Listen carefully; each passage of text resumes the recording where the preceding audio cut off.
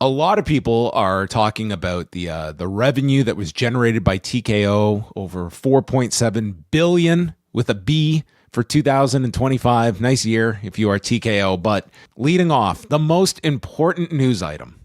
As such, going forward, we'll be referring to these site fees more broadly as financial incentive packages, or as we like to call them, FIPs. Site fees are gone. It is now FIPs. Are you ready, Way? You know, I feel like Full Impact Pro Wrestling should maybe send them a cease and desist. Right? I think that Gabe Sapolsky and Sal would, I am sure, make a reasonable offer on the table to Mr. Shapiro.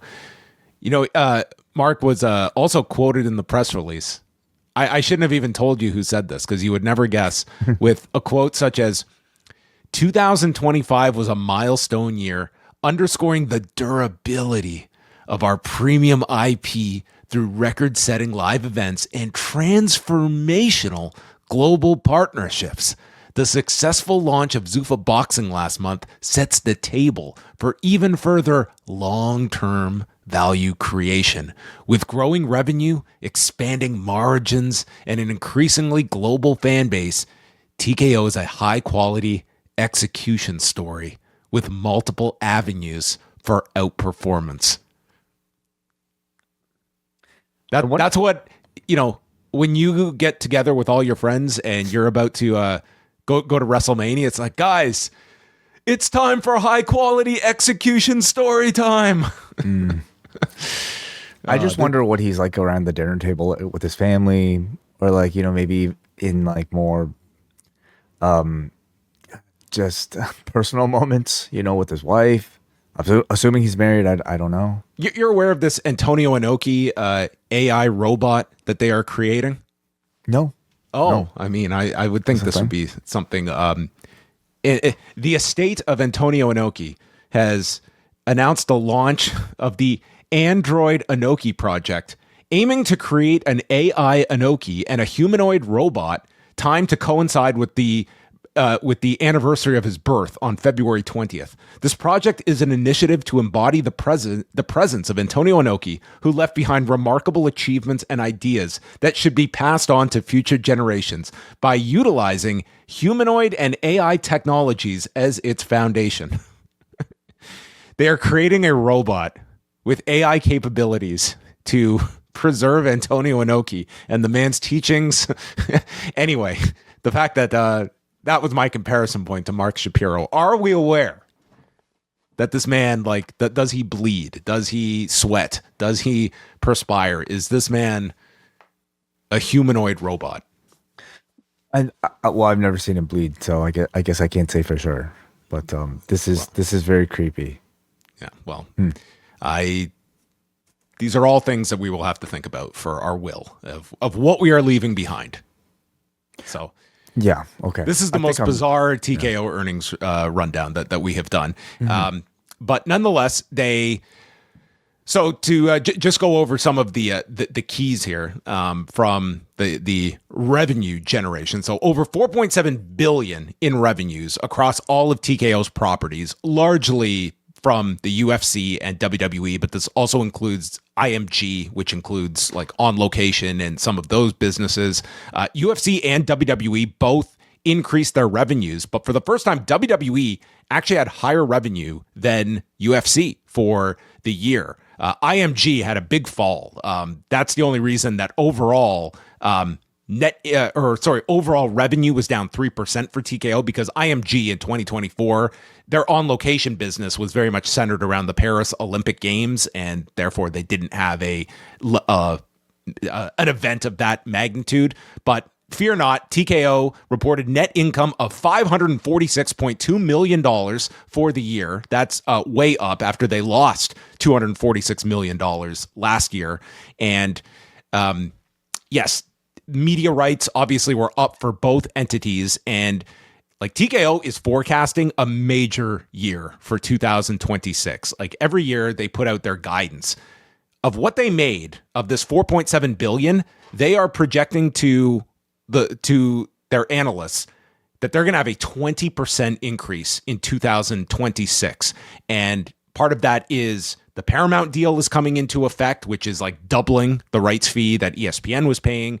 WWE is going to have 3 Saudi Arabia events on location, and those businesses, they've got the Olympics this year the Olympics had just ended, but also you have the FIFA World Cup coming up as well. You have all these different big events, but if you have any thought of any of these costs coming down, this is not a story about, well, TKO, they've got the money. This is all about these margins that they have to meet, and they have to increase their revenues so that they pull in $5.5 billion in 2026. So, folks, these prices, these FIPs, anything that comes up on the block that has a TKO logo attached to it, it's going up. Okay, that is your reality as a fan of any of these products, from boxing to MMA to pro wrestling, because they have that's a sizable amount to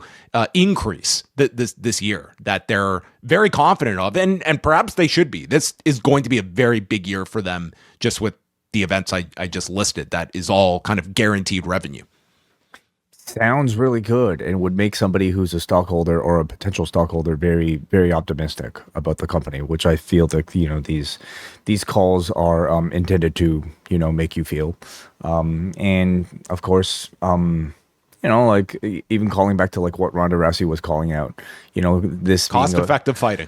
Cost-effective fighting. They're not going to put on fights that will disrupt their pay structure and interrupt their margins and targets that they have that seem really obscene, but clearly are achievable. But at what point does the audience shout back at them? In this WrestleMania, and I think like the headlines coming out of these poor ticket sales so far, I don't even want to say poor, but less than previous ticket sales. It's a microcosm of the bigger picture. Like, we can look at this WrestleMania. If it happened today, the gate is going to be like in the tens of millions of dollars. Like, it's an incredible amount. But this is all about projections and meeting those projections that they have forecasted their year, that these milestone events are all going to hit, 20% above the level of 2025 numbers. And if it doesn't reach that, then that's a failure. And that's why we can look at this. Like, these are going to be staggering.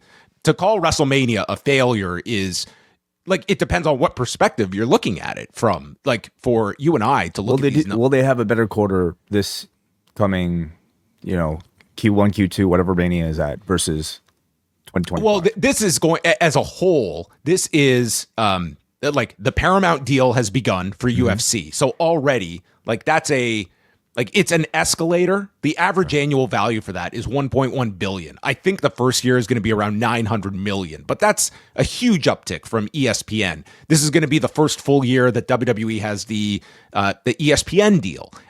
So let's just say, even if WrestleMania doesn't sell as much as previous years, they're still probably going to do really well. They're still going to do tremendous. It's more so looking at as an individual event, and what does the LVCVA expect out of, like, what is the FIP that Las Vegas is giving WWE, and what do they expect out of that? Like, they are spending all this money to not just fill the stadium. It's more so the people that are coming for that event are then going to spend money on the city. And if people are not coming for WrestleMania to the level of last year, well, then you are not filling these rooms, you're not filling restaurants, and a lot of travelers might be like, man, I can't even come to WrestleMania and to Vegas and watch WrestleMania, and go to other events and stuff like that, because it's going to be blacked out within a certain mile radius of the city as well. So, like, for Vegas, like, they want tourists for this year, and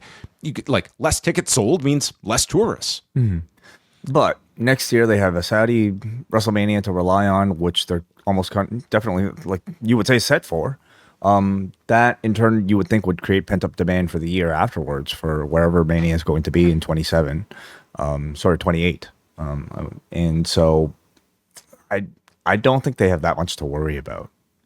like WrestleMania is going to be a small thing for their overall year, but it is. Well, we will get to that a little later on. Maybe it's lost its luster. WrestleMania. We will see. Okay. What was interesting was on the call, there's a lot of focus, of course, on the White House event, because earlier this week, Puck had a report from Kim Masters and cited the figure that $60 million was going to be spent on this event in June. So on the call, they not only confirmed that $60 million price tag, and they did stipulate that also includes fighter purses, but like all the how much of that includes fighter purses? Well, they certainly were not going to do a breakdown of that. I don't think that's a 50 percentage breakdown for the fighter purses, which we talk about all of this about like these margins and profitability. This is a guaranteed money losing show for the UFC, as they outlined here. They said, Mark Shapiro of all people saying, we might go above $60 million. We are hoping to recoup half of that through sponsorships and partnerships, but this is an investment for the long term, and they made it very clear we are not profiting off of this event.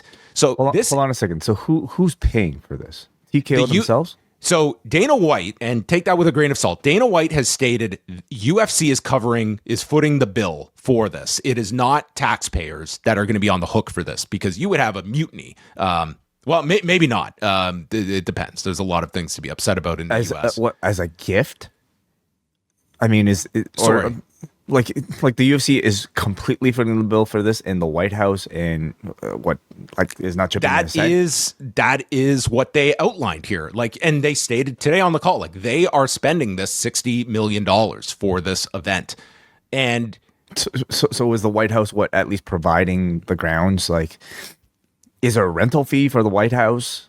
I'm sure they're paying a rental fee for that. I don't think they're just handing them over the White House and, hey, have at it. Okay. Like Dana White has stated, like they have to spend like all this money to like have the grass refurbished after the fact, and like all the what's going to happen on the south lawn, like all the security that is going to have to be in place for this, and. Like they're looking at this as a long-term play, but we only have to go 2 years ago to when the Sphere event was happening. That was a $20 million event. And that was one where you could see like TKO was very abrupt about on the calls that this is one and done. That's what they kept saying. Like this was an expensive undertaking, and they got Saudi Arabia to come in as the title sponsor for that. Maybe we will I don't even think you're going to get a title sponsor. You don't think Riyadh Season will sponsor this White House? Riyadh Season presents the White House would be something on CBS, presented by David Ellison. Like on its front here, like this event makes no sense for TKO. Like this is this is going to lose $30 million minimum for them. And the big winner of this is. The winner of this is Paramount. Like Paramount is hoping this event is so big that people are going to sign up for Paramount Plus, or they're going to tune in. Like a portion of this, I'm sure, is going to air on CBS. But for the UFC, like this cost, if you were a fighter, this is the event that all these fighters are clamoring to be on this card. It's like they are going to spend $60 million on this, and it's probably not going to be a whole lot on fighter purses. So if you want to look at TKO, like indications of they will spend money when necessary. It's not Conor Benn where Saudi Arabia is footing the bill, but this is TKO. This is not Saudi Arabia is covering this $60 million. Yeah. The economics of this one are very fascinating. And I really am curious about how much the U.S. government is actually paying for this, other than just what the allowance of this event taking place on their lawn. I mean, as far as we know, like who suggested this event in the first place? Was it TKO who called up Trump and said, hey, like, can we do this? Or was it the other way around? Yeah, it's a worthwhile question. A lot of people look at this like the White House is doing this as a favor to Dana White and the UFC. I'm like, where's the favor? Like, I understand that there's some prestige to this card. It's going to they are going to get a ton of attention, and they're kind of banking on this attention that they're going to receive for this. But it's like, is this attention worth $30 million for you? I guess it is. Like, they have made this calculated decision, but like, they made it very clear on this call. Like, 60 is our target. We might go above this. And, like, it's guaranteed. Like, this is going to be a massive, massive loss. So if we wanted to compare the show, because I mean, this is sort of one of the things that gets brought up, right? When we talk about the WWE Saudi shows, when, you know, the UFC will do this show, in essence, in partnership with this current administration, you can even say in promotion of the current administration. Yep. Can you still make those comparisons if the knowledge of the UFC being the ones paying for this instead of the White House paying for it is there?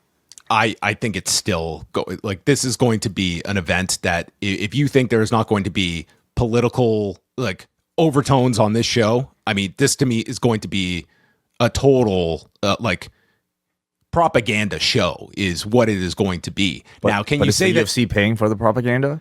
It just doesn't make sense to me. Like, maybe I can't imagine it's completely the UFC paying for it all, you know? Well, remains to be seen. Like, if there are any incentives for TKO, I mean, there's a lot that is going to be observed about this event and analyzed in terms of like it making sense. These are not stupid people at TKO. I think everyone can probably conclude that they do not do things just with the intent of blowing money. But this is one where, you know, it's a strategy that they are making, and it's certainly like, it's going to have a lot of attention, good and bad attention. They will have equal parts of it, I feel, come June 14th. So anyway, we're going to go further in this into the earnings with Brandon Thurston Thursday night here on the Post Wrestling YouTube channel. So we will look into all the different areas of WWE and UFC's business, but we do have a bit of a rundown up on the site. And remember, FIPs from now on. February on the Post Wrestling Cafe, we continue our review of Season 2 of WWE Unreal, including a big look at Seth Rollins' fake injury, which culminated in his appearance at SummerSlam. We're going to be looking back at Shinya Hashimoto with a special career retrospective on Rewind Away, plus a review of Extreme Rules 2011, as John Cena announces to the WWE audience that Osama bin Laden has been compromised to a permanent end. We'll also take a look at New Beginning in Osaka, TNA No Surrender, and new members can take advantage of a 7-day free trial. Go to postwrestlingcafe.com and jump on board in February.